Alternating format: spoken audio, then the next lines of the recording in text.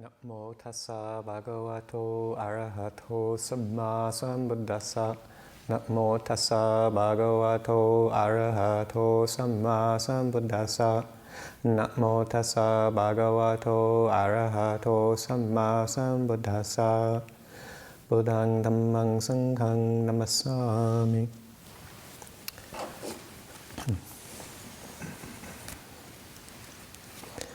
Well, for the next bit of readings over the next few days, I thought I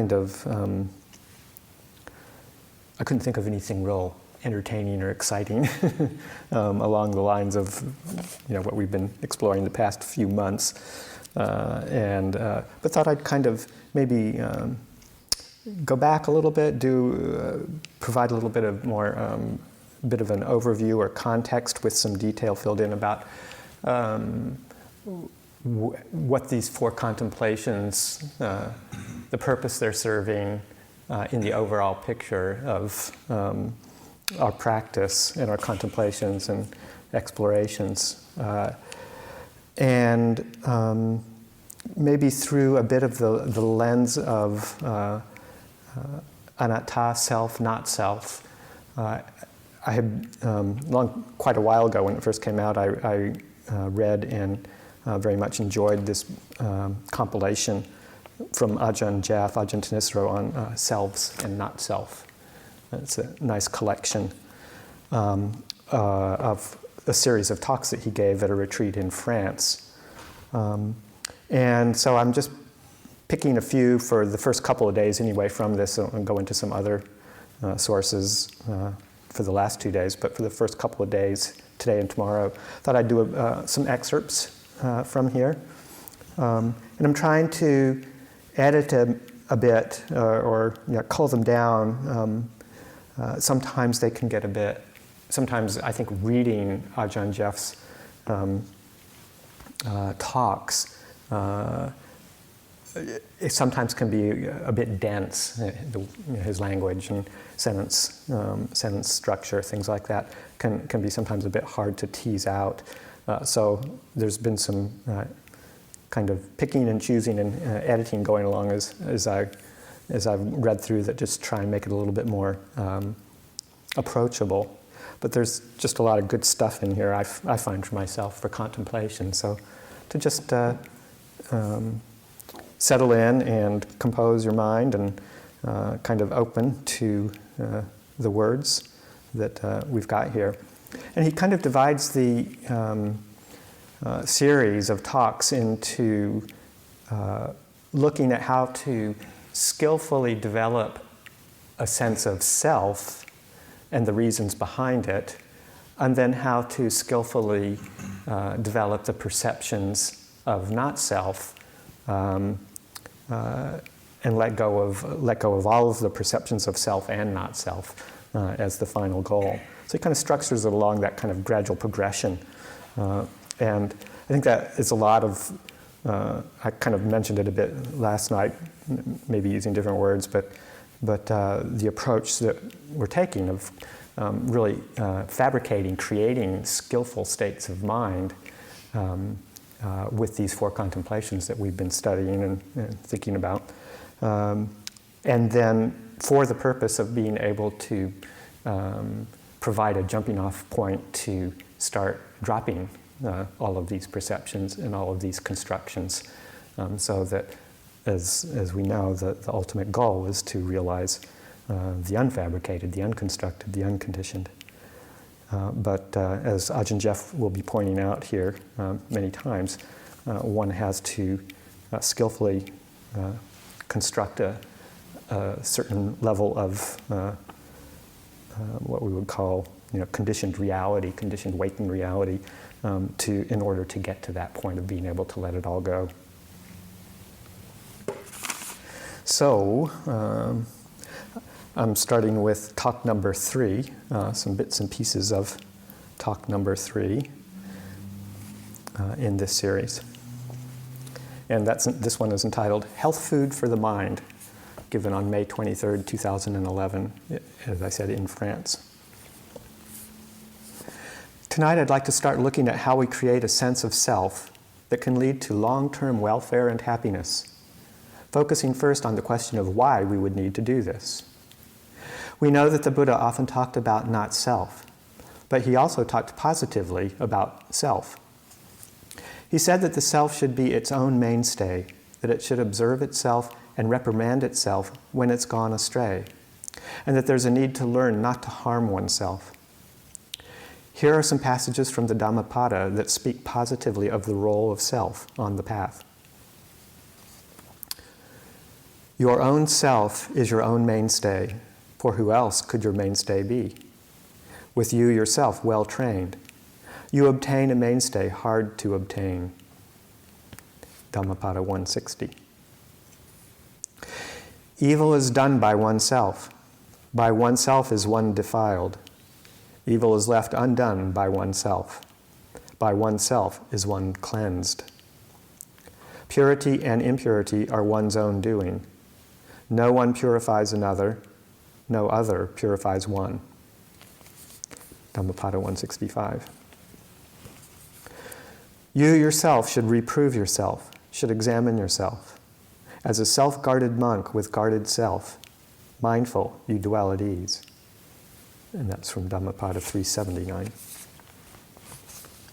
These passages show that a sense of self is an important part of the practice, especially a sense of self that encourages responsibility, heedfulness, and care.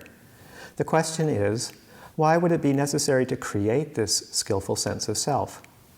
If ultimately you're going to develop the perception of not self, why spend time developing a perception of self?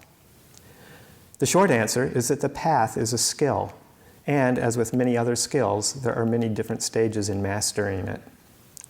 Sometimes you have to do one thing at one stage and turn around and erase it at another. It's like making a chair.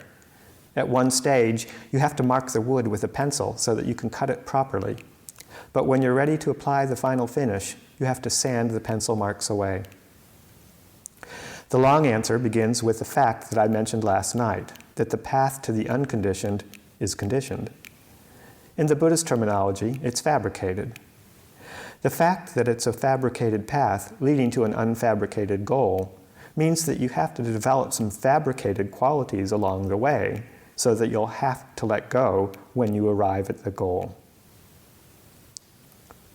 Too often, we focus on the goal without paying attention to the path. But it's only through focusing on the path that you can arrive at the goal. If you focus all your attention off in the distance, you won't see where you're actually stepping. You may trip and fall. So when you focus on the fact that the path is fabricated, the first thing you have to notice is that it's something you have to put together through your own voluntary efforts. The path involves actively developing good qualities and letting go of bad qualities, and you have to will yourself to do this. To motivate your will, you need a healthy sense of self, realizing that you'll benefit from fabricating the path and that you have within you the capabilities that the path requires. Only at the end of the path, when you no longer need these forms of motivation, can you let go of every possible sense of self. Also, the act of fabricating the path requires strength, and a healthy sense of self helps to nourish that strength. The Buddha's strategy here draws on an analogy he uses for explaining the process of suffering. In his First Noble Truth, he identifies suffering as the 5 clinging aggregates. The word clinging here is the important part of the compound. The 5 aggregates are burdensome to the mind because we cling to them. Without the clinging, they would not be a burden. Now, the word for clinging, upadana, also refers to the act of taking sustenance or food. The aggregates are things that we feed on, feeding both in the physical sense and in the mental sense. For example, we find mental nourishment in feelings and perceptions and fabrications. So the Buddha's basic analogy for the process of suffering is the act of feeding. He says that we feed on the aggregates in 4 ways. The first way is through passion for sensuality. Here, sensuality means your obsession with sensual resolves and intentions. In other words, you cling to thoughts about sensual pleasures. You can think for hours about a sensual pleasure and how to get it. as when you plan to go out for an excellent meal, even though the actual pleasure of the meal itself may last for only a short time. The obsession with thinking about sensuality is what constitutes the clinging. And the Pali for that is kam upadana. The second way that we cling to and feed on the aggregates is through our views about them, dittupadana, our opinions, our theories about how the world works and what issues are important to hold opinions on. The most extreme form of clinging through views believes that simply holding a view can take you to heaven or whatever, but the act of clinging to and feeding on views works in subtler ways as well. The third way we feed on the aggregates is through our attachment to certain habits and practices, silabatupadana. We believe that things have to be done in certain ways in order to be right. The extreme form of this clinging is ritual, the idea that simply performing an action properly, regardless of your motivation, carries a certain magical power that bends the world to your will or makes you better than other people. The fourth way of feeding on the aggregates is through our ideas about what the self is and whether it exists or not. Attavadupadana. As we saw last night, when we cling to ideas of what we are, we get entangled in all sorts of complications. Now, even though these four ways of clinging cause suffering, they do provide some nourishment, some strength to the mind. Otherwise, we wouldn't bother feeding in this way. We see that the energy put into clinging is repaid by the strength we get from these activities. But as is the case with physical food, mental food can be either good or bad for you. Even though unhealthy food can give you some strength, it can also cause you health problems over the long term. The same principle applies to the mind. One way we can think of the path is as health food for the mind. We need this nourishment to give the mind strength, for otherwise we wouldn't be able to engage in the fabrication needed for the path. Ultimately, the path will bring the mind to a level of strength where it no longer needs to feed. But in the meantime, we need mental food to develop the strength and stamina needed to bring us to that point. So, the Buddha's strategy is to use some of these forms of clinging in a skillful way as steps on the path. We have to hold to right views. We have to hold to the precepts, which are habits, and the practice of jhana, right concentration, which counts as a practice.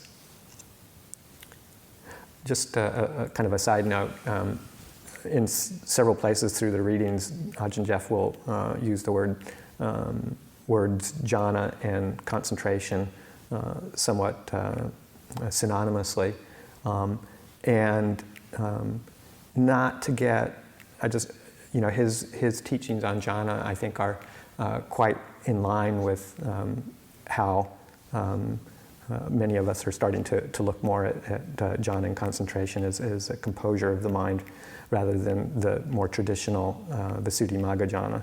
So kind of have to translate that in your mind, not to pick up the usual forms of how it's used these days from the commentaries.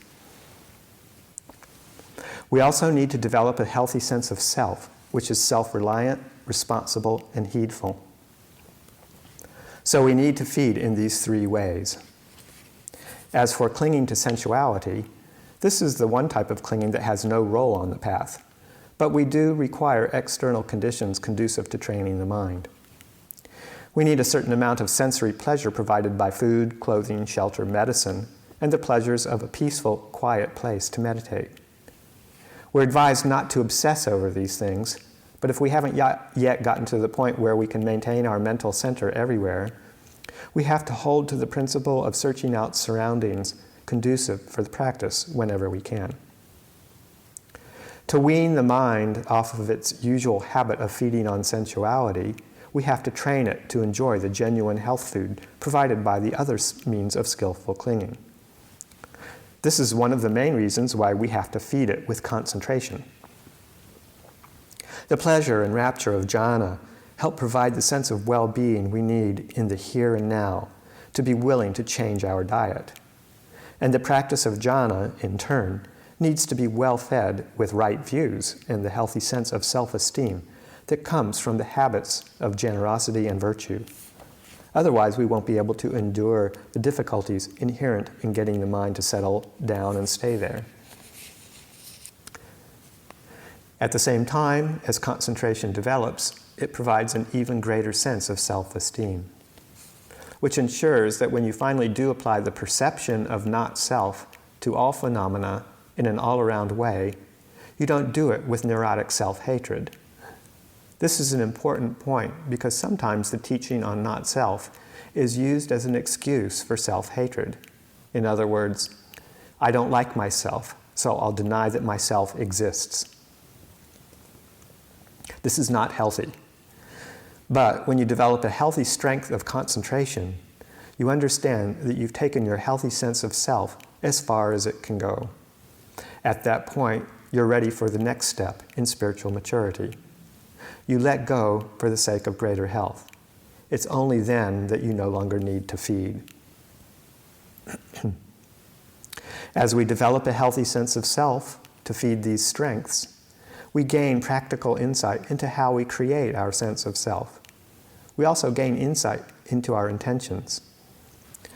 The Buddha is especially interested in having us understand the role of our sense of self as the agent that exerts control over our actions.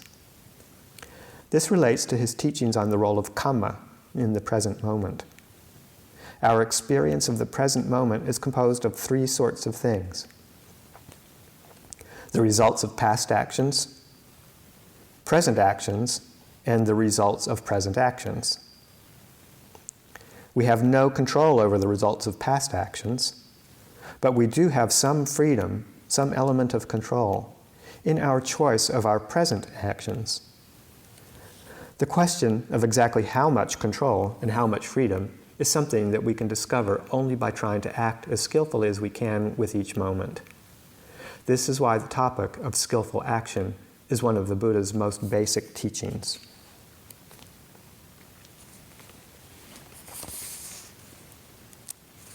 Okay, that's an edited version of that talk.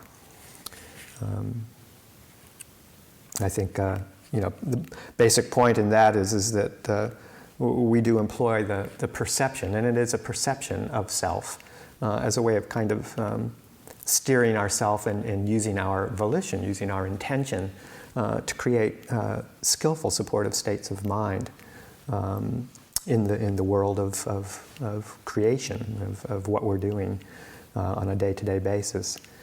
And that it's okay to use that perception as a way of developing mastery with skills, knowing that you're picking it up for that purpose.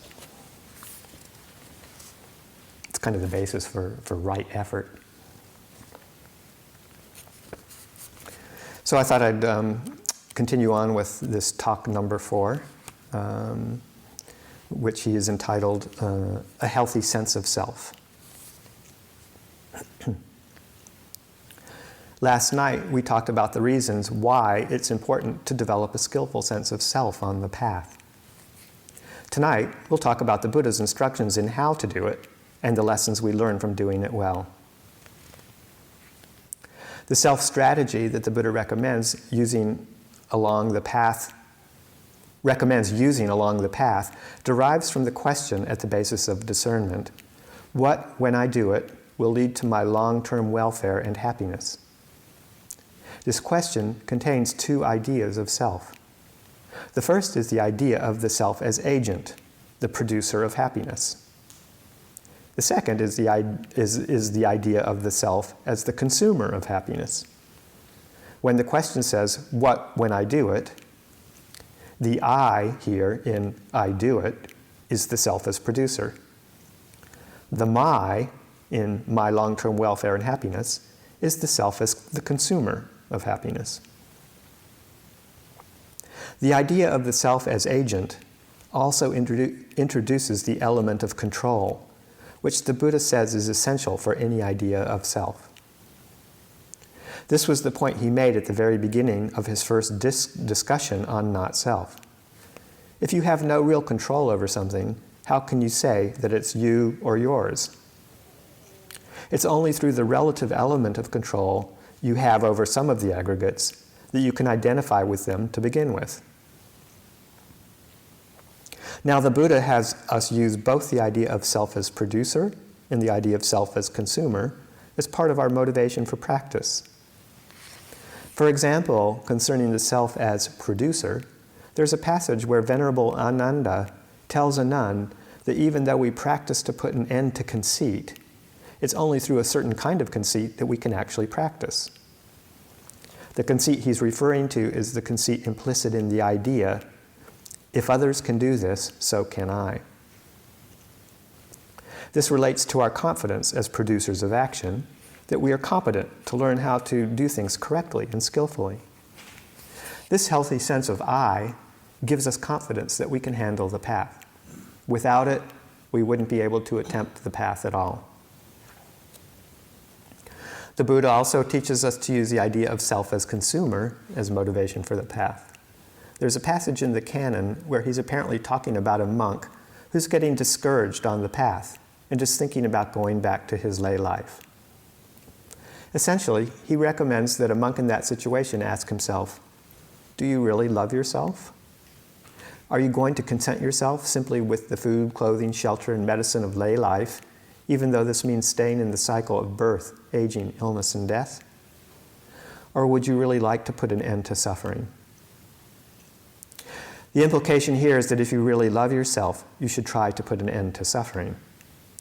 You should care for the self that's going to be consuming the results of your actions. So what should the self as producer do to show genuine goodwill for the self as consumer? The traditional answers for the Buddha's question, what, when I do it, will lead to my long-term welfare and happiness, falls into two classes. In the first class, there are practices called acts of merit, generosity, virtue, and the development of goodwill. Each of these practices fosters a healthy sense of self. When the Buddha teaches generosity, he emphasizes the fact that you're free to give. In fact, when a king once asked him, who should I give things to? The king expected that the Buddha would say, give to me and my disciples. Instead, the Buddha said, give wherever you feel inspired. In other words, he encouraged the king to practice generosity as a way of exercising his freedom to choose. The act of generosity is one of the first ways we realize that we do have freedom of choice. When you were a child, the first time you realized you had that freedom was when you gave away something you didn't need to give. It wasn't on a holiday or somebody's birthday where you had to give something. It was when, of your own accord, you wanted to make a gift of something that was yours. A strong sense of well-being and self-worth came from that choice. When you're forced to give, there's no special sense of self-worth. But if you give when there's no compulsion, it gives rise to a sense of self-esteem. You're not just a slave to your appetites. You have the noble heart that's willing to share pleasure with others. Similarly, with the practice of virtue, such as observing the 5 precepts or avoiding the 10 courses of unskillful action. When you realize that there are ways that you could get away with harming someone, but you choose not to, it gives rise to a very strong sense of self-worth. When you're tempted to do something that's unskillful, but you learn how to say no to that temptation, you realize again that you're not a slave to your defilements. This is how the practice of virtue develops skill in learning to deal with addictive behavior. For example, suppose that you feel tempted to do something and you try to say no. Part of the mind will say, well, you're going to say yes in 5 minutes, so why not say yes now? You learn how to say, no, I'm not going to fall for that trick. What I do in 5 minutes is not my responsibility right now. My responsibility is what I do right now. If you keep this up, you learn how to deal with all the tricks that the mind has to fool itself. This gives rise to a sense of competence and self-worth. It also gives you a lesson in the existence of choice, which is an important element on the path. Meditation on goodwill also gives rise to a great sense of well-being and self-worth. On the one hand, it reminds you that you do deserve to find true happiness. I don't know about France, but in America, many people say that they have trouble feeling goodwill for themselves. They don't feel worthy of true happiness. If you have that attitude, it saps the strength you need to follow the path. But if you can remind yourself that true happiness isn't selfish or self-indulgent, it doesn't harm anyone, and it also puts you in a better position to help other people, this gives you a healthy motivation to practice. On the other hand, the ability to extend thoughts of goodwill to large numbers of people, even those you don't like, creates a spacious sense of your own nobility, the nobility that comes from not carrying grudges or playing favorites. All of these ways of practice give training in being more skillful and more mature in how you create your sense of I and mine. At the same time, they give you practice in learning how to disidentify with less skillful intentions, such as the desire to be stingy, hurtful, or mean. In this way, you're gaining patience and developing the perceptions of self and not self in a skillful way. Now, the Buddha realized that simply giving instructions in generosity, virtue, and meditation would not cover every situation in life. It's important that you also learn the skills to judge for yourself what is skillful in the areas where clear-cut rules don't apply, or two good general principles would pull you in opposite directions. So he also gave instructions on how to train yourself to judge situations wisely for yourself. I'll give an illustration of this principle. If you ever go to Alaska, you'll discover that there are bears. Most of the people who encounter bears in Alaska have no previous experience with bears. They don't understand bears' habits or the etiquette of bears. Bears do have their etiquette, you know. So in order to train strangers in how to deal with bears, the Alaskan government used to post big signs around the state entitled "Bear Awareness." It's a joke in English that doesn't work in French, because the word bear, B-E-A-R, in bear awareness can also be bear, B-A-R-E. The signs listed 10 points to remember when encountering bears. I can't remember all 10, but the first 9 give specific do's and don'ts. For example, if you see a bear, do not run away. Even if the bear runs at you, do not run off. Instead, raise your hand so that you look large to a bear. Bears have very poor insight. And stand your ground. At the same time, speak to the bear in a calm, reassuring voice to let the bear know that you mean it no harm. If the bear attacks you, lie down and play dead. Usually the bear will lose interest and walk away. That was as far as the specific instructions took you. Then the sign told you that there's a situation where it couldn't tell you what to do, which is if the bear starts to chew on you, because the bear may have 2 different intentions. One, it simply may be curious to see if you're really dead.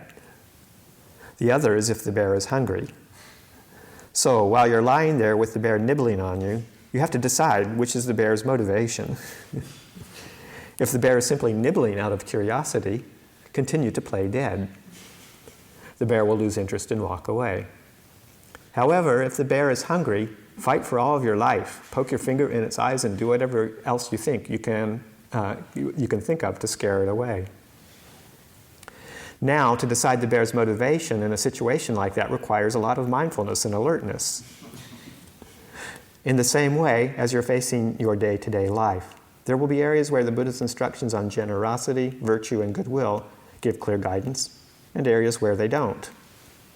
In areas where they don't, you have to develop your own mindfulness, alertness, and many other skillful qualities to determine the right thing to do. This principle is so important that it was the first thing that the Buddha taught to his son. What do you think, Rahula? What is a mirror for? For reflection, sir. In the same way, Rahula, bodily actions, verbal actions, and mental actions are to be done with repeated reflection.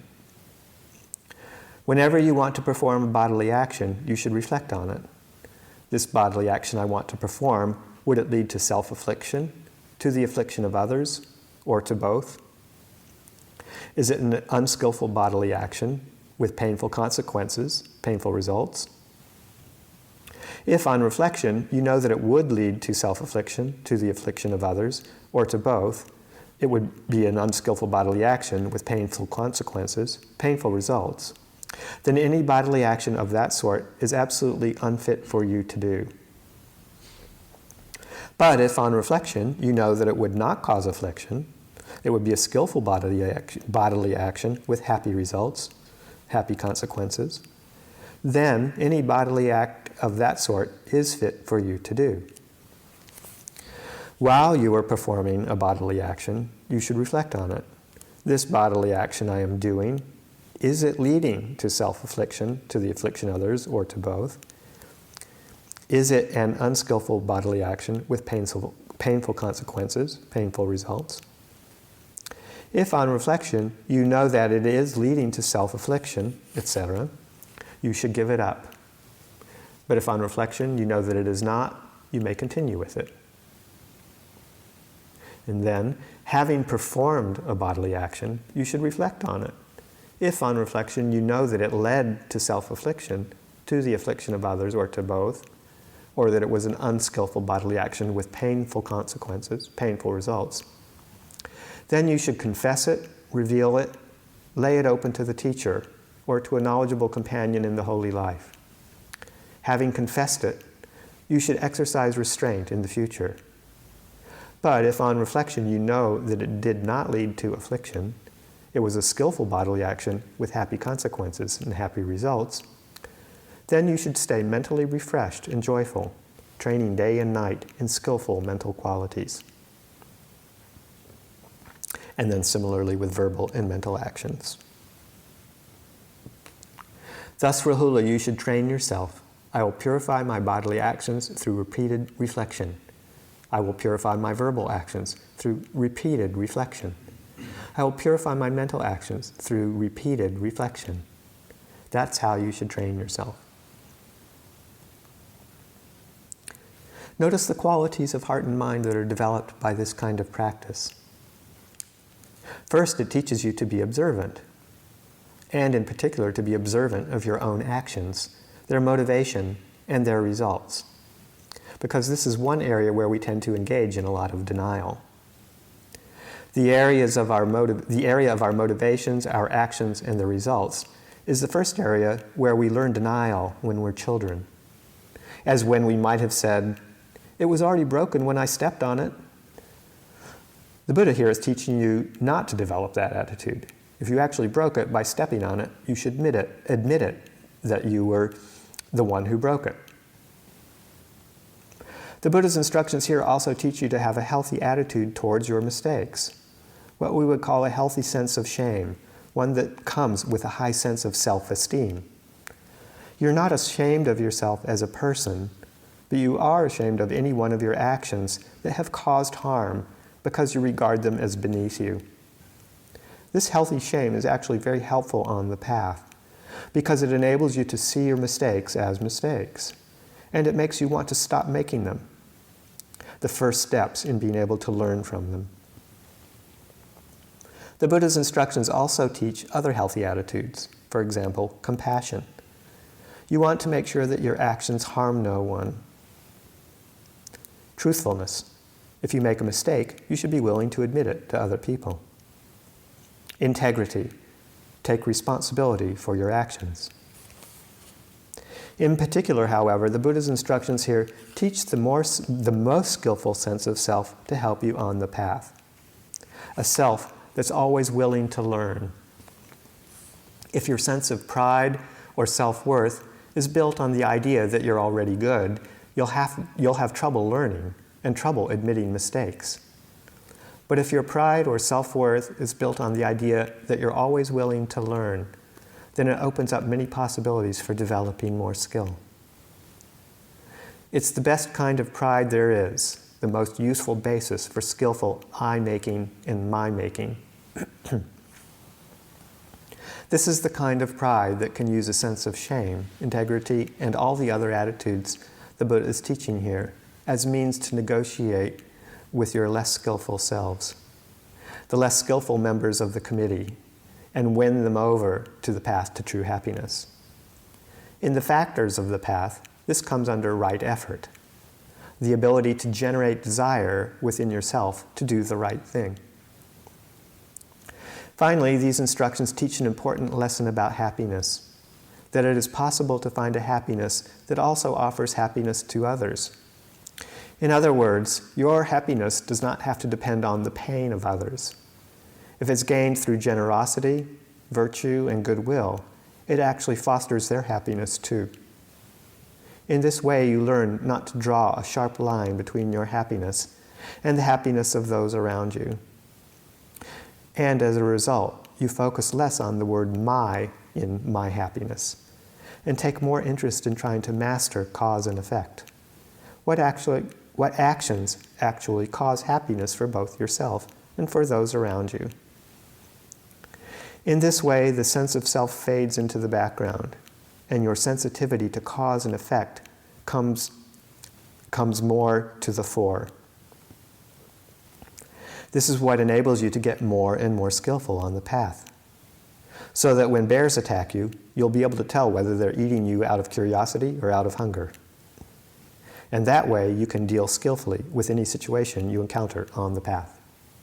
So, just a few thoughts on Ajahn Jeff's words, I think, on mastering a healthy sense of self with developing good skills that, as he says in the final paragraph there, kind of lead to that gradual fading away, actually, of the sense of self as we learn to expand and move beyond our own self-concern. Any thoughts or questions or comments? Ajahn, is there a title of the collection of talks you're reading from? It's the book called Selves and Not-self. Yeah, it's all contained in this one book. Ajahn Jeff taught this retreat in 2011. I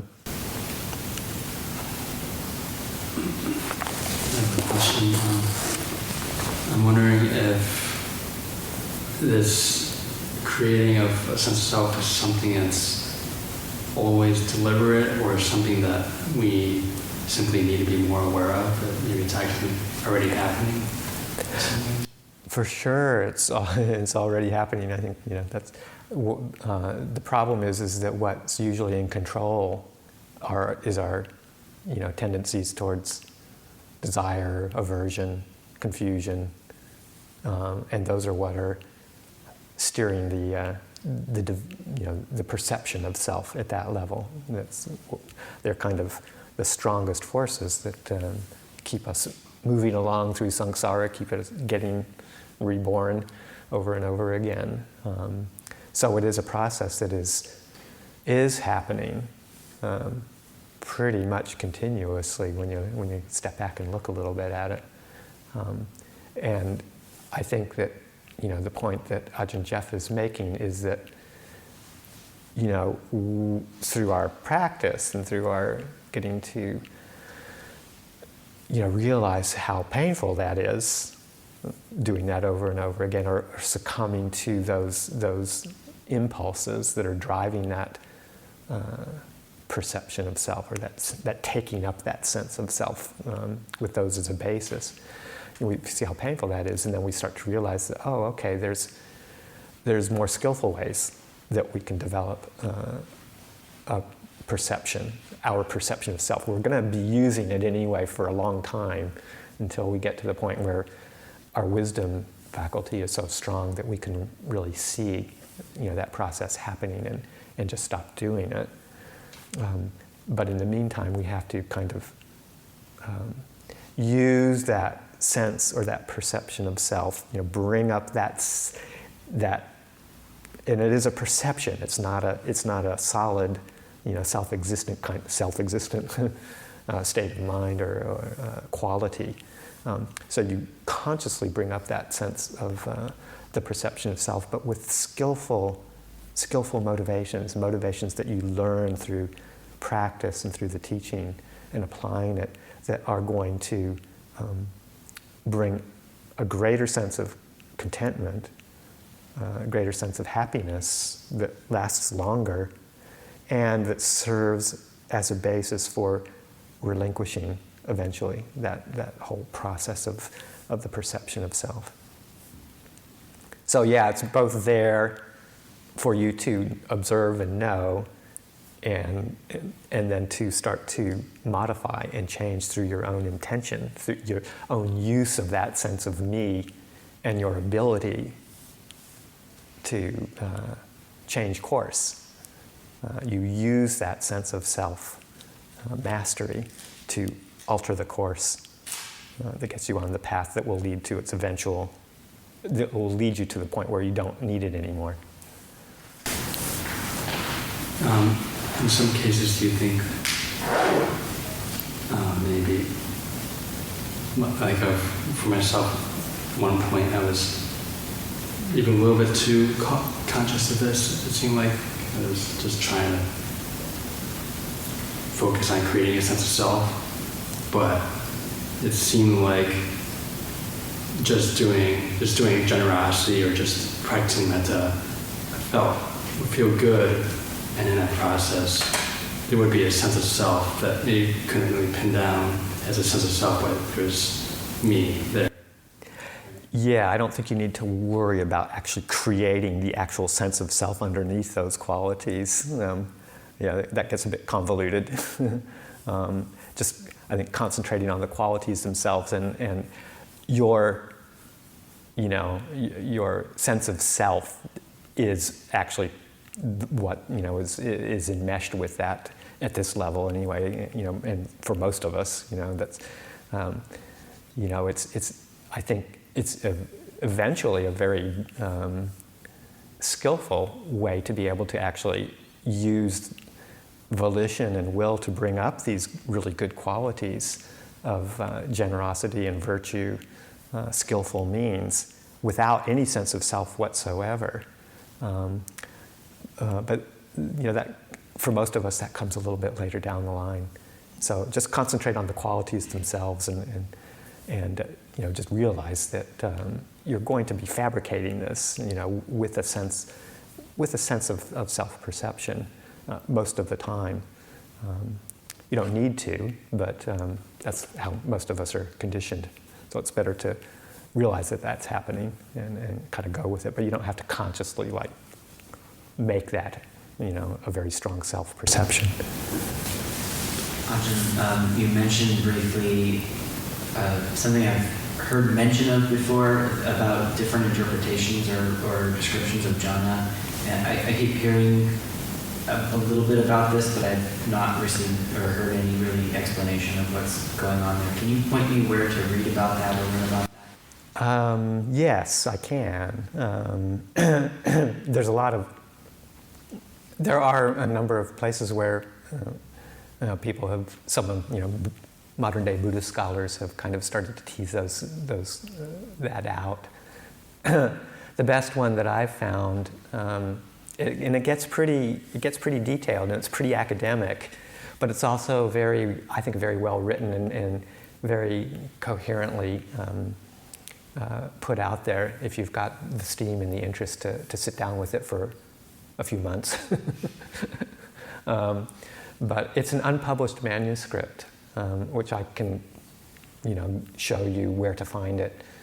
It's basically only available on the internet now through a specific link. It's called What You Might Not Know About Janna and Samadhi, and it's a work in progress. It's still not published yet, but he's been writing it and revising it for a number of years. And like I said, you just have to be willing to kind of wade through a lot of the academic aspects of it. But I think it's the best thing I've read that kind of teases out how we got to our understanding of Janna through the commentarial tradition, and how there are other ways to look at it that are more based in the suttas themselves, that are actually quite liberating for me. And I'm sorry, who was writing that? And it was a monk whose name is, can anybody else remember? Kumara, right, Bhante Kumara, who's I think he's Malaysian? Yeah, yeah. And trained in Burma, or with teachers there, but also has a very strong appreciation and respect for the Thai forest tradition. Quotes Ajahn Chah, Ajahn Sumedho, a few other teachers. So it's a very good treatise. We might have a copy in the library somewhere. You know, I think we probably do. He constantly goes through revisions of it, and it's like several times a year he comes out with a new revision. So it might be worthwhile, like maybe a month or so ago, I just printed out another version that he had just come up with. So it might be worth. Actually, what I can do, well, I'm still looking at mine. It's probably worth printing out, because I think the last one we printed out that's in the library was maybe last year when I was presenting it during the winter retreat. So it might be worth our while to just print out another copy for the library, which you can be the first to look at. I'll try and remember to do that tomorrow. Okay, if there's no other questions, it's 6:50. Take a short break, come back for puja.